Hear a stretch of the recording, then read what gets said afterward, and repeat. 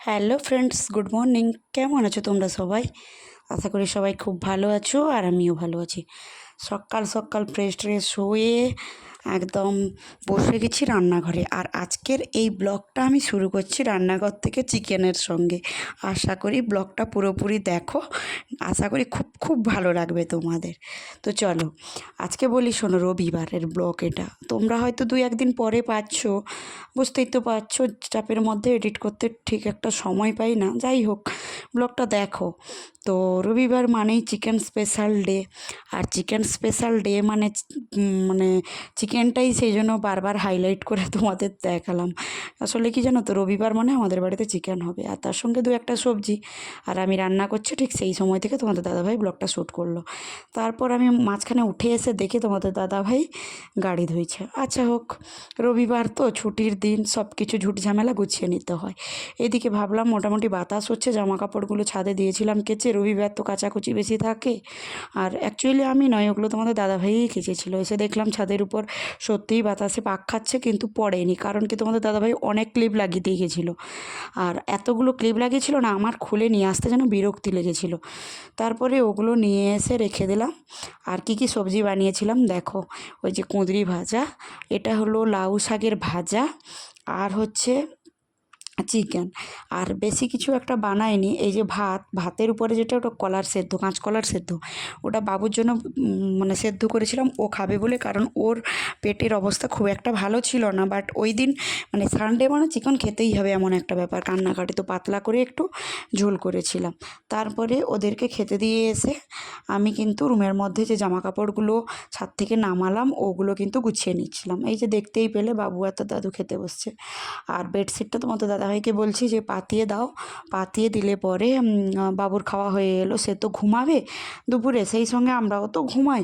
এমনিতে একটা শোয়া যায় না, আবার একটা বেডশিট চেঞ্জ করতে হয়। আর চেঞ্জ করলাম না এই কারণে, বুঝতেই তো পারছো, আমার ছেলে সারাদিন খাটের উপর ধস্তাধস্তি করে। তো আমি ঘন ঘন চেঞ্জ করি না, কেননা মানে আমি কতই বা চেঞ্জ করব। আর ও হচ্ছে যখন শুকিয়ে গেছে, ও বললো তাহলে পাতিয়ে দিই। আর আমাকে দেখতেই পেলে আমি শুকনো মুখে বসে একটু ভিডিওটা শ্যুট করছিলাম। কারণ রবিবার বিকেলে তো তোমরা জানো বাবুর ড্রয়িং ক্লাস থাকে, কিন্তু কিছুতেই ওকে ঘুম থেকে তুলতে পারছি না। তাই মানে খুব টেনশানে পড়ে গেছি যে কী করে তুলবো আর কী করে ক্লাসে নিয়ে যাব। কারণ কি, গত রবিবার ও ক্লাস করতে পারেনি ওই ঝড় বৃষ্টির জন্য। তারপরে ক্লাস শেষ করে এসে গেছিলাম একটা কসমেটিক্সের দোকানে। আর ওই কসমেটিক্সের দোকান থেকে আমার টুকিটাকি জিনিস নেওয়ার ছিল, আর ওগুলোই আমি নিচ্ছিলাম। ওগুলো নেওয়া শেষ করে 2-1টা জিনিস ওখানে মানে পুজোর জন্য নেবো, পেলাম না, দিয়ে অন্য একটা দোকানে গিয়ে নিলাম। তারপরে এদিকে বৃষ্টি টুপটুপ করে পড়তে শুরু করেছে, আর ওদিকে ইনি ফুচকা খাবেন। একে পেটের অবস্থা ভালো না, তারপরে ইনি ফুচকা খাবেন।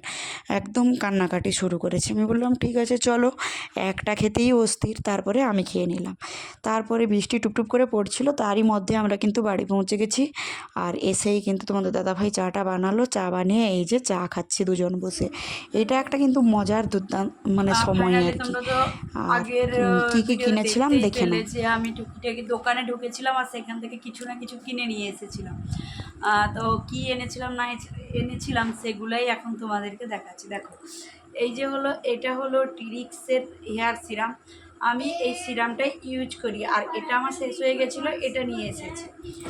আর এই যে নেইল পালিশ, এটা নিয়ে এসেছি। আর হচ্ছে একটা বাম নিয়ে এসেছি, এটা ঠোঁটে লাগাবো লিপস্টিক করার আগে, লিপ বাম, এটা নিয়ে এসেছি। আর সামনে একটু পুজো দেওয়ার ব্যাপার আছে, তাই জন্য আলতা নিয়ে এসেছি। এই হচ্ছে সিঁদুর, এটা নিয়ে এসেছি। আর এটা হচ্ছে পান, এটা নিয়ে এসেছি। এগুলোই আনতে গেছিলাম।